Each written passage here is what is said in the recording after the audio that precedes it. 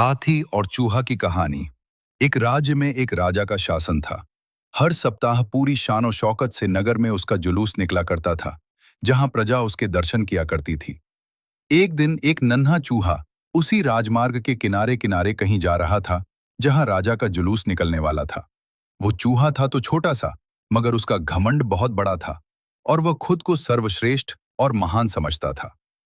कुछ देर बाद राजमार्ग से राजा का भव्य जुलूस निकला, जिसे देखने लोगों की भीड़ लगने लगी।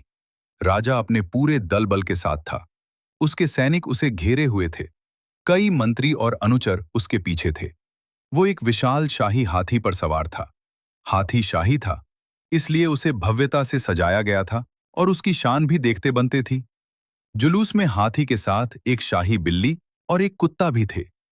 राजा का जुलूस देखने को उमड़ी भीड़ राजा के साथ साथ उसके शाही हाथी की भी प्रशंसा कर रहे थी। ये सुनकर घमंडी चूहे को बहुत बुरा लगा।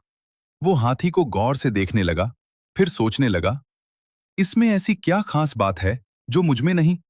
मैं भी उस जैसा ही हूं। मेरे पास भी 2 आंखें, 2 कान, 1 नाक और 4 पैर हैं। फिर उसकी इतनी प्रशंसा क्यों? उसके विशाल शरीर के कारण, लंबी सूंड के कारण, छोटी छोटी आंखों के कारण या झुर्रीदार चमड़ी के कारण? किस कारण? एक बार तुम लोग मुझे देख लो, उस हाथी को भूल जाओगे। मैं हाथी से ज्यादा महान हूं। चूहा ये सब सोच ही रहा था कि शाही बिल्ली की नजर उस पर पड़ गई और उसकी लार टपक गई।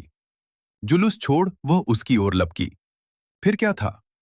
चूहा अपनी सारी महानता भूलकर दुम दबाकर भागा। भागते भागते वह हाथी के सामने आ गया। आगे बढ़ते हाथी ने उस पिद्दी से चूहे को देखा तक नहीं और अपना विशाल पैर उठा लिया। चूहा उसके पैर के नीचे कुचलने ही वाला था, मगर किसी तरह उसने खुद को बचाया। वहां से बचा तो खतरनाक कुत्ता सामने था, जो उसे देखकर गुर्राया। चूहा पूरी जान लगाकर वहां से भागा और राजमार्ग के किनारे स्थित एक छेद में घुस गया। उसका सारा घमंड उतर चुका था।